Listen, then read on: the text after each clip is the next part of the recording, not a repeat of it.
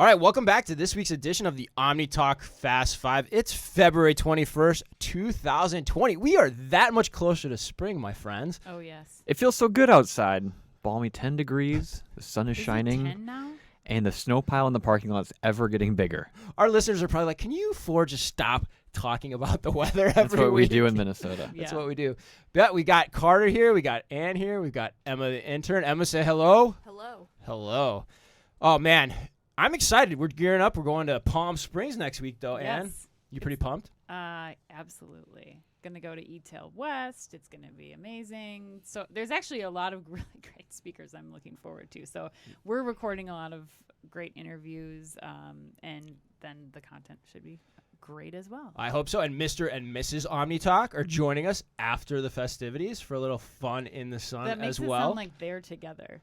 That does. It's weird. Yeah. I thought of that actually, like, because I always call, her Mrs. Omni Talk. Yeah. And then it's like, well, what do you call yours? It's Mr. Omni Talk. And I'm babysitting all the kids. Yeah. So You they're all are. going to be here, and we're just going to live here in Third House. It's going to be really fun. Yes. All bundled up It's and gonna cozy. It's going to be our own little, Gen Xer hype house. So Exactly. we're going to be TikToking everything. It's going to be amazing. For those watching on TV, I'm raising the roof. Oh raising my the roof. gosh. All right. Well, hey, we got an awesome show today. On TV. Yeah, They're watching on on TV. TV. Awesome. Yes. Yeah, they're Cable. watching Still on cable. TV, right? Public Yes, access. All right. Right. On their smart TV. I think we got an awesome show this week. I thought we had one of our best shows ever last week. I'm just going to kind of congratulate ourselves there. I was really proud Are of you? what it was. Yeah, no, I was really Thanks. proud of it. We got a lot of good feedback. I thought we really went in depth on some really important topics that deserve some exploration. So hopefully we can try to bring that to you again this week. Give you a lay of the land. We're going to talk a little Walmart. We're going to talk some Bed Bath and Beyond. Maybe go into the Beyond even I don't more. know if we're going to have enough time. We might not. Good reference, Frank the Tank. Pier 1 is going to hit the list. Then, of course, we have to talk about Amazon. And then last but not least, we've got a fun story out of IKEA that I think is going to be a really cool one to talk about and see what all of our takes are on that. But first, we've got to give a shout out to our sponsors. And notice I said sponsors. Oh, I did. You did, Ann. I caught it. It was plural. Let's hear about it, Chris. All right. First off, of course, we've got Trigo. Trigo is developing the most advanced AI and computer vision-based checkout-free system for the grocery industry. Using standard cameras and proprietary algorithms, Trigo converts real-size stores, introducing a frictionless shopping experience. Together with Tesco, Trigo is currently piloting the world's largest checkout-free store. To learn more, visit www.trigo.tech. And then I'm also excited to announce our second sponsor, and our second sponsor is Insignia Systems. We are partnering with Insignia Systems for what they have planned for the upcoming Expo West show. Now, for those unfamiliar, Insignia is a leader in in-store and mobile marketing. Forward-looking and nimble, Insignia pushes the boundaries for others to follow. With a suite of tactics including signage, merchandising, display, and mobile, Insignia is the right partner to attract new shoppers and grow your business. Insignia, be discovered. Now, I'm pumped. What Insignia is doing is super cool. Yeah. So at Expo West, they're holding this contest. They were talking to me about it, and I was like, we have to be involved in this. They're holding a contest where if you're a new brand attending Expo West, you have the chance to win $100,000 in free mobile advertising from That's Insignia. huge. That is crazy. I mean, you guys are in marketing, Carter. Like, what do you? That's insane. It's a huge thing, especially for startups, especially for new companies looking to really get out there. $100,000 worth of services is absolutely amazing. I'm super excited to see the brands that are pitching, and then I know there's other exciting things that come along with the package, right? Yeah, this part is super cool. So first of all, like signing up's really easy. Just go to insigniasystems.com or follow Insignia on LinkedIn or Instagram. The handle is @Insignia Systems. Now, this is important. There's only a week. All entries must be submitted by February 28th by 5 p.m. Pacific Standard Time. From there, 5 finalists will be selected to pitch their brands live to a panel of judges on March 5th at the show in Anaheim. And the winner, after it's all over, Oh, yes. will be interviewed by Ann and I as part of one of our Omni Talk Spotlight Series podcasts. I cannot wait to see who we're interviewing. for Yeah, that. I'm really excited. This is a huge thing for those startup brands. So, yeah, it'll be fun. Yeah, and it's a space I've been wanting to get into more, and we've got a good following there already, so it's going to be exciting. All right, well, let's get to the top headlines. Super exciting news this week for us here at Omni Talk, but let's get to the first headlines. And you have the honors. We also have an announcement on the phone number dial-in that we're adding for OmniTalk. Is Yeah, Chris, that correct? Can I get your number? Oh, yeah. Let's get those digits. OmniTalk listeners, we are doing something new. We have opened up a phone line so that you can submit your questions and comments via text or phone by leaving us a message. The new phone number to call OmniTalk and we will play the recordings live on the show is 612-208-9299. Once again, that's 612-208-9299. And we will be taking your questions and comments on OmniTalk live on the show. Shout out to the Minneapolis digits there too. I was going to say the 612 area code. Yeah. The We didn't mess around. 612. like We that. do not mess around. Coolest thing, 24/7. You guys can call in whenever you want, text in whenever you want, questions, comments, feedback on the show, topic ideas, whatever that might be. Give us a call, send us a text. We'll get back to you as soon as we can. We cannot wait to play these back and talk about those conversations here live. Yeah, and this is an homage to Carl Boutet, so thanks for that recommendation. Yes. What do we miss each week? I can't wait to hear what your thoughts are. We'll share them on the show each week to start things off. Like last week, for example, Jason, you know who you are, and I know you're a loyal listener.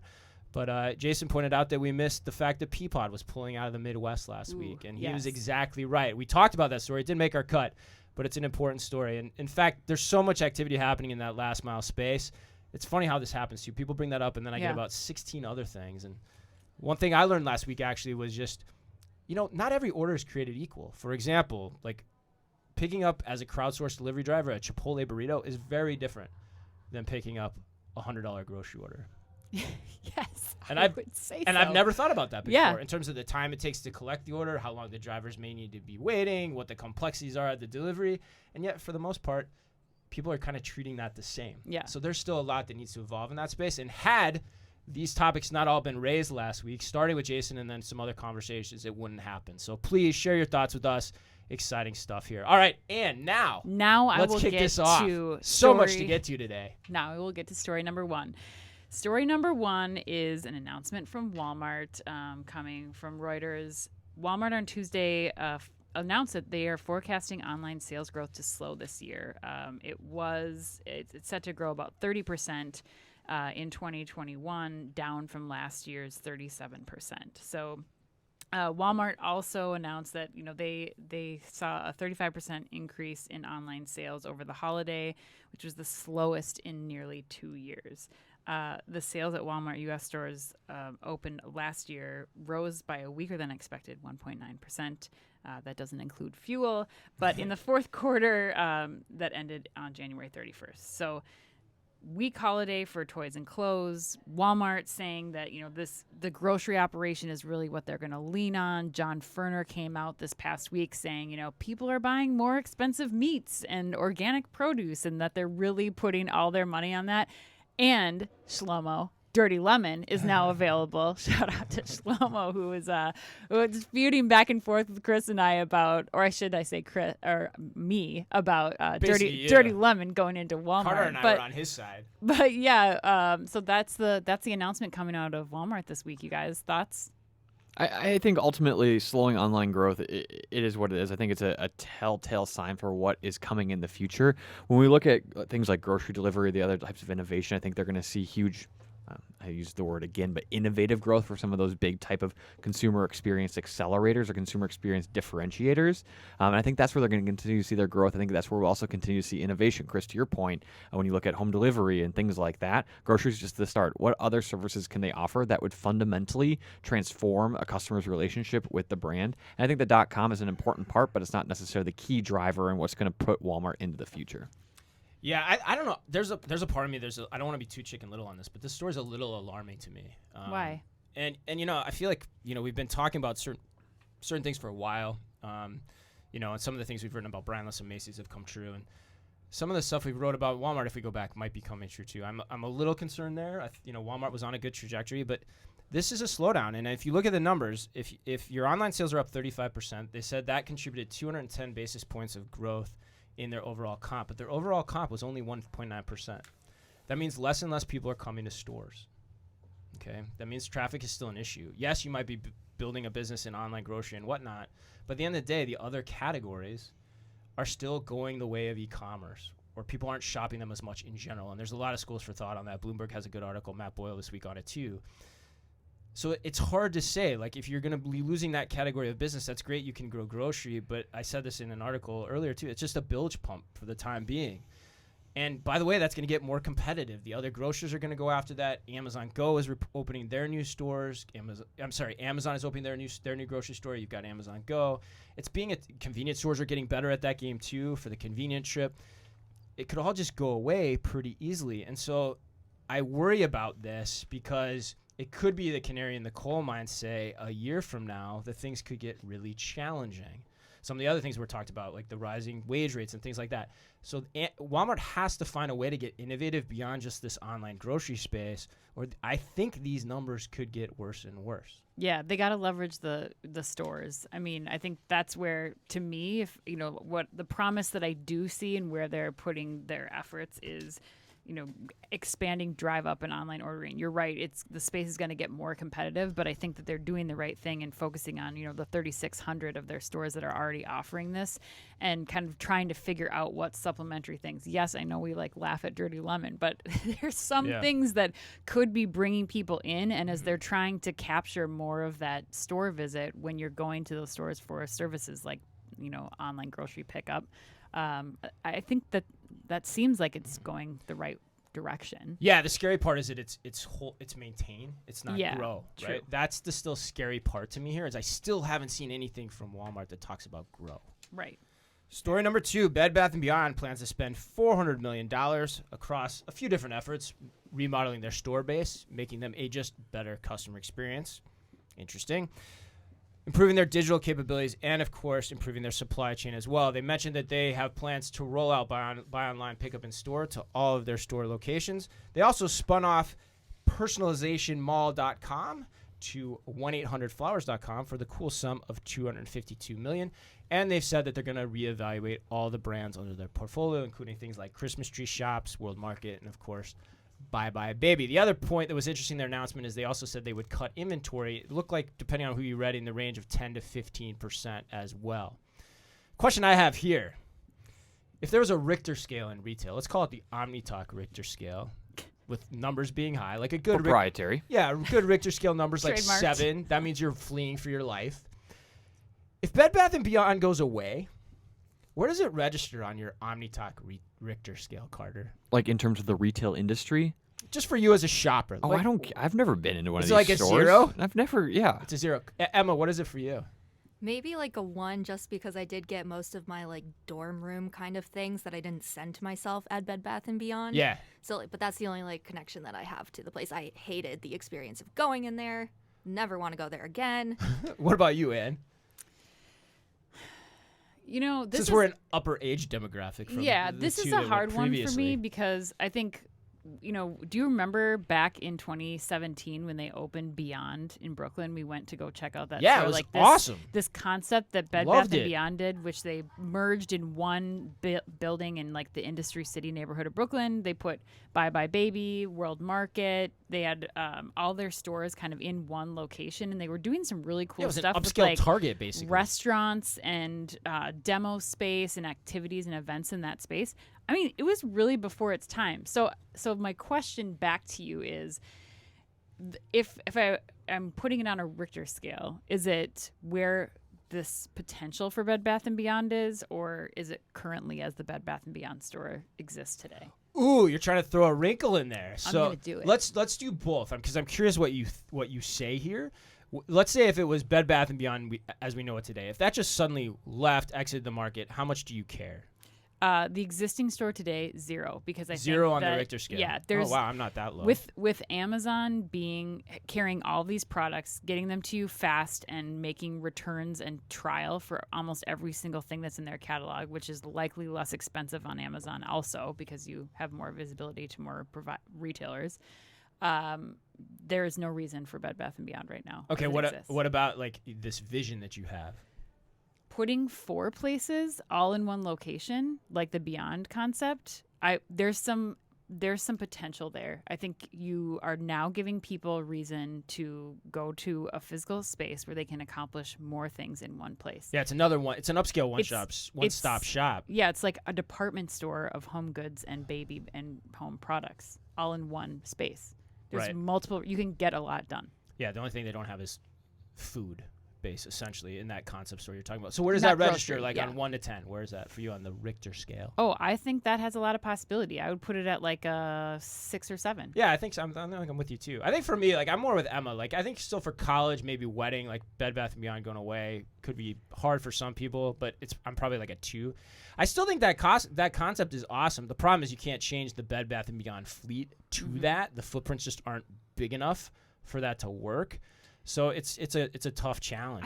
I would counter that. I mean, I think Okay. I think you that think you can fit that into the box? I do. I think you have those Bed Bath boxes are giant. And if you think about what people truly need to go see in the physical store, can you consolidate that physical footprint to be maybe like, you know, if you really need to feel the difference between a 300 thread count sheet and a 1500 thread count sheet, or like what are the ways that you can offer those same experiences? I mean, the rest of it is all, you know, just warehouses full of packages of sheets and other crap. Like it's not, there's no experience there. So if they really put experience first, I don't think you need the full footprint. And that allows for you to put other things in that space like stroller testing or other stuff from Bye Bye Baby or World Market that you maybe do want to see firsthand. But yeah, I don't know. I think it's possible. It's doable. That's why this is kind of an exciting thing for me. I worry a little bit about, you know, when they talk about the investments in stores, IT, digital projects, and supply chains, that the proportion of money that's going to go to things and that you're talking about Yeah. is way too small. I think if this was 2001, they said they're going to look at investing into IT and digital projects, that would be great. But welcome to 2020. This should have been done 20 years ago. And ultimately, if you're really in that big of trouble, you should be looking at completely transforming the experience and the way what you do fundamentally as you're describing, rather than saying, hey, we're going to put some more money in or a dysfunctional or inefficient IT team. Yeah, I think that's right, Carter. Like they're not saying the things you're saying. Like No. that, if you read this, I mean, and the other part about this too, Carter, which I think is laid in your point, is this crap's going to take a long time. Totally. You're It's not not a doing quick this change. overnight. No. And that's if it works. You know, like you talk about, let's roll out buy online, pick up in store. Okay, that's fine. Well, we just did a podcast on some of the complexities of that, but with another company. But like, okay, architecturally, what changes does that mean to have? What operational changes do you need to have? Like, you're trying to. There's a lot of building the plane while the plane is flying in this announcement, and it's a 1.5 to 2 years out for you to even see the fruits of this work. I hope they have enough time. All right, well, let's keep it rolling. Pier 1. Emma, story number 3, Pier 1. Pier 1 Imports declares bankruptcy. This happened on Monday in a move aimed at facilitating a sale of the struggling home furnishings company. It also reiterated a previously announced plan to cut about 40% of headquarters staff and close as many as 450 stores, which is, in other words, about half of the chain's locations. Are we bringing back the Richter scale for this Yeah, one? what do you think on this one? No, that's why I created the Richter scale, because I knew we had both these stories today. What do you think? If this goes away, how much do you care? Going with a 0? 0? Yeah. Oh, yeah, for 0? sure. I'm surprised that there still are as many stores as there are across the country. I think it's a really interesting way to look at the industry, like asking that question. Like, if it went away, how much would it impact your life? Carter, what about you? It doesn't matter. I It's mean, 0, again, right? 0. Yeah, It's totally I have no affinity towards this. The other lesson here is, like, again, why was Pier 1 successful? This is my opinion, but why was Pier 1 successful? Well, at the time, especially in the 80s, and I remember my dad, God bless his soul, he used to love this store. This was like the early 80s, and I was like a little kid, 6 years old. way. Oh, yeah, he would drag my ass into this store all the time. And the reason it worked is it was like the only place you could get like globalish inspired furniture. Okay. And so fair. therefore it was convenient. It was where you went. But then once the internet came, like you can get that crap anywhere. Yeah. And you could get it for cheap on my Target, Walmart. And the Wayfair. last place I would ever want to bring a child. That is like a walking yeah. insurance settlement. Like, you could just touch something and towers come toppling down. Well, it was a lot full of, nicer like, back candles then and too. stuff. Like yeah. I felt like, at least in my childhood memories. man. But like, yeah, but like it just shows you like if you don't have a reason for people to go there, Right. like you're gonna get hit, especially if you're trying to command high price points, probably higher than you deserve for that operation. it's not going to work. You got to have the reason for being, and that's why I think the question's inherently interesting, because all of us just said it's a 0. Well, look at the other like comps that have come into the market since then too. You have home goods that wasn't really around then, and you have, you know, a lot of people getting into that off-price home space. At home is adding more stores. Like, it's just too competitive right now. Sorry, Pier 1. No sense beating the dead horse any further, literally. Well, good. We'll move on to story number 4. Maybe we'll revive that dead horse with Amazon Care. That's right. So according to the Seattle Times, came out early this morning, Amazon has launched a pilot program to administer healthcare services to many of its nearly, that's right, 54,000 employees that are based in Seattle. So the app, it's an app-based service called Amazon Care, provides on-demand chat and video consultations with medical professionals. So this enables users to schedule in-person visits with clinicians at an office or even at their home. And ultimately, payment for the service is routed directly through, what else? Amazon.com. So the story thickens a little bit here, too. Amazon Care clinicians are currently employed by Oasis Medical Group, which Amazon describes as a medical practice licensed in Washington State. But get this, Oasis does not have a website, and its current offices are listed in an Amazon Prime-owned building. Mm-hmm. It was founded in 2018 by Dr. Martin Levine, who was taken away from his previous practice and currently on LinkedIn holds the title of Medical Director from Amazon with no description. Oh, from Amazon. All right. There you go. Amazon Care obviously is limited to their employees and families for now, and it's available for anyone who's enrolled in their health plan currently. So this rules out part-time workers, contractors, and the general public, et cetera. Now, we have so much to talk about here, right? Can't wait. There is a lot going on. There's a lot of awesome stuff. There's a lot of really suspicious and interesting things. The writing's on the wall for what this is going to be.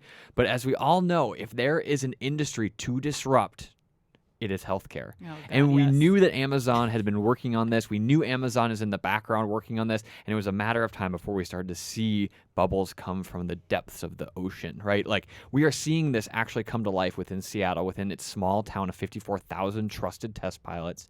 And not only are they providing this app to connect with a dysfunctional series of doctors or a dysfunctional insurance company, they knew that wasn't going to work, so they bought the rails. Mm-hmm. I really believe, based on what is listed here, that everyone from the doctors, the office visits, everything is controlled by Amazon in some way, shape, or form, even if currently it's under the Oasis Medical Group title. Mm-hmm. Somewhere in the near future, we're going to see a full start-to-finish Amazon-owned healthcare product that's going to ultimately completely disrupt the medical industry and will be a part of Prime.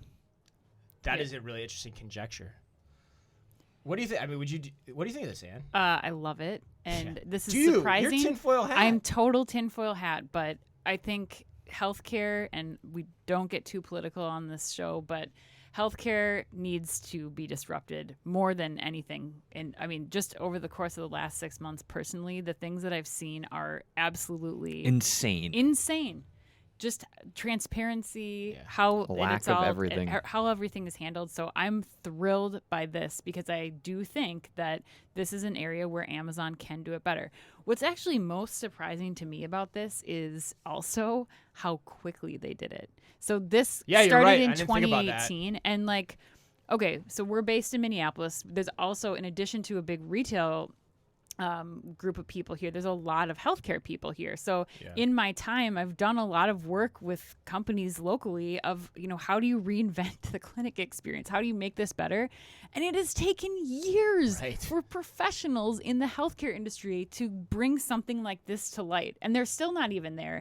And in 2 years, Amazon's created their own medical group with this doctor. They're piloting with 54,000 people right now. Like, it's just, if anyone can do it, they can. So I'm putting all my faith in Jeff Bezos and Amazon Healthcare, and please work. And that's all. This is, a lot of these thoughts are not original. I think a lot of strategists have speculated this for a really long time. But the idea of speed is something that Amazon has been able to bring to every single piece of innovation they've brought to life. Like, I mean, we just talked about yesterday, something closer to home, but you know, the Amazon Go stores, they were able to get some incredible infrastructure up and running really, really fast. Now, how that's developed, we talk about a lot. But point being, they have unlimited capital, unlimited talent, unlimited technology. Like, there's no reason they shouldn't be spinning this type of stuff up. Is it mind-blowing? Heck yeah, they're going to completely disrupt and innovate within the, like, oldest, most molasses, slow evolving industry in the world that some of the best, most talented people haven't been able to figure out in the last 50 years. But if anyone can do it, it's Amazon. And I think the speed that this is going to come to fruition for the general public will also be incredible. The speed point is really good. Yeah, I mean, that is crazy to think of how fast they did this when they first made that announcement. Carter, to your point too, like, why haven't other people even tried something that feels like this? No one's gotten close. Emma, I do want to bring in your perspective here, though, as the resident youngest member of the group. Like, any fears at all about this, or would you sign up for this wholeheartedly like it sounds like the three of us would? Well, it's funny because for the past few years, my dad has been convinced that Amazon is going to take over the world and, like, the economy is going to crash and we're all just going to die. And Very optimistic. yeah. But so I obviously think, like, the healthcare industry needs to change and be disrupted. And listening to you guys talk, I'm a little bit more convinced that, like, yes, Amazon really has the power to do it. But when I first read it, I was like, oh my God, my dad was right. Amazon is going to take over the world. They're going to do healthcare. They're going to do everything. So would that make you less inclined to sign up for it? I'll answer that once I get kicked off of my parents' Once health you get insurance. Here's the thing: it's how it's going to be bundled and how ultimately it's going to take on a still big just for portion of our Amazon life, employees, right? I mean, Yes. being part of Prime, Quick point of clarification, though, it's not for their part-time employees or warehouse workers yet who are on the. It's only for people who are on Amazon's current In healthcare Seattle. plan in Seattle. So, Still in but piloting phase. Yeah. But even more reason for Amazon to push this further, to be able to, like, their whole goal behind this is optimization of time for their employees and for the rest of humankind. And so if they can create a better, more optimized experience for their own employees, Yeah. I don't know. If I had an Mind-blowing. Amazon like friction-free way to virtual chat with my doctor, my fear is I'd be on it every day. Oh God, yes. Oh my God, I'd probably be the most cost-ineffective patient for You would anyone. Yeah, for but sure be. I mean, I'm sorry, but look at they would probably rather have that than you to wait 6 months to go in and realize that something was actually horrible and you heaven forbid to be hospitalized You or have haven't surgery. seen him WebMD. Well, and Let's also just- probably better to go virtual chat with the doctor than make everyone else in my office unproductive by listening to me. I just know that kvetch about what the hell is wrong with I me. know that side of the table goes to the doctor a lot more than this side, so you guys all trust with what you're saying. Burn. All right, Ann, let's get us out of here. All right, story number 5. IKEA becomes the first retailer to let customers pay using time. What do I mean? Well, let me tell you. IKEA is now letting customers pay for products in an IKEA store with their time. How are they doing this? You need to track the distance it takes you to get to an IKEA store through Google Maps. Once you get to IKEA, mind you, this is just being tested in the IKEA in Dubai. You bring your phone with your Google Maps showing the miles you traveled, and that is now going to dictate the price you will be paying for whatever IKEA piece of furniture you decide you want to take home. Carter's that day. dying. Carter, you're in marketing. What do you think of this? Remember, it's the word This you was just so interesting. We had to talk It's about the it. word you gave me credit for, sizzle, last week. This is just a press release, and I have to be careful how much I hate on it because it's an advertising agency's dream to have this actually thing come to life. I can see it being written on a whiteboard with a bunch of people in black sweaters like I'm wearing right now and be like, you know what we're going to do? The thing is, it got its purpose. We're talking about it. That's the point. At the end of the day, there's fraud written all over this. What's the real point? Like, I get the whole mission of getting people to come further, but at the end of the day, like, this isn't really a piece of retail innovation. I think it is a campaign that's going to gain attention. Interesting. There's a nuance there that I want to hit on, though. But before Can't I do, wait. Ann, what do you think? I mean, What this do you is guys think, you also and Emma? called a direct mail coupon. Like, you can do this exact thing by giving somebody a coupon and For saying just coming into the store? you're in zip code whatever. Okay, that means you traveled this distance and you get 50% off or whatever it is. I mean, it's just a gimmick. It's ridiculous. Yeah, Emma, what do you think? Would it get you to go shop? I mean, I was thinking of how, like, if I started in Russia and drove down there, like, how many free things I could get, because I just see so It'd many be a people. long ass drive too. Yeah, but it'd be a lot of, like, built up currency at IKEA. So Right. How far can you stretch this? What's the bounds of the offer? Here's the thing, though. I think there's a nuance to this, Carter. I'm curious as you kind of what goes on in your head as I say this, but the thing I don't like about it is, even though you're getting press and, like, yeah, whoever the advertising agency that came up with this will probably get accolades for, like, oh, this got noticed and we're talking about it, or other people are talking about it, but I have a really big problem when you advertise the negative. I'll give you an example. I used to buy towels. And at one point in time, Like for yourself, or you're talking about for you were Target. the buyer for towels? I was the buyer for towels Okay. for Target. Thank you. And I remember one time, I'll never forget this, and one of my mentors, who was my boss at the time, I thought about advertising quick dry towels. And he made a really good point to me. He's like, Chris, why the hell would you ever call one of your towels a quick dry towel? And I said, well, because it dries really fast. And he's like, if your customer sees that on one towel, that automatically implies that all the other towels don't dry quickly. That's not a good thing to do. And so in this advertising scheme, like the fact that you're advertising, come drive here and we'll give you a discount, you're basically telling your customer, you know what, it generally isn't worth the trip for you to come to an IKEA anymore. So we're going to pay you to do it. Right. So you're basically telling them, even though you're trying to get an incentive, the worst thing you're doing is you're actually telling them it's not worth coming to us. Why fight with your partner at home when you could fight at IKEA? Right. I have no idea what that means, but yes, that seems right. Exactly. But so I don't love it. I mean, what do you think of that, Carter? I'm curious. Is there any rhyme or reason to what I just said? Yeah, I think it's valid. It wasn't the first thing that came to my mind when I was analyzing it. I think you're right. It's a subconscious thing. I ultimately don't think that the people who are close and who are average visitors aren't going to be affected by the campaign. They're not going to be negatively affected by it.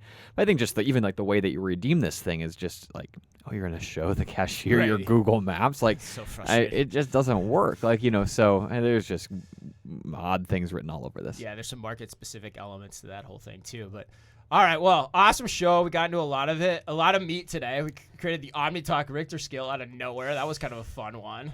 Fun stories with Amazon and IKEA especially. And then, of course, Walmart. A lot of just things happening in retail right now. A lot of big questions that come out from each of the stories each and every week. So, but that wraps us up. As we said, we'll be at eTail West next week. Ann and I, huge thank you to our sponsors as well for that, Sezzle and Stylytics. Without them, we wouldn't be able to make that trip and make it all happen. And we've got some great content coming your way. And help me out here in case I forget anybody. We've got interviews on the docket with ThreadUp, Moose Jaw, Poshmark, Third Love, and Dynamic Yield. You got them all. Woo! Stick around for that. It should be an exciting week. And, of course, as always, to everyone out there, I should say, on behalf of everyone in the podcast studio at the Third House Retail Lab in Minneapolis,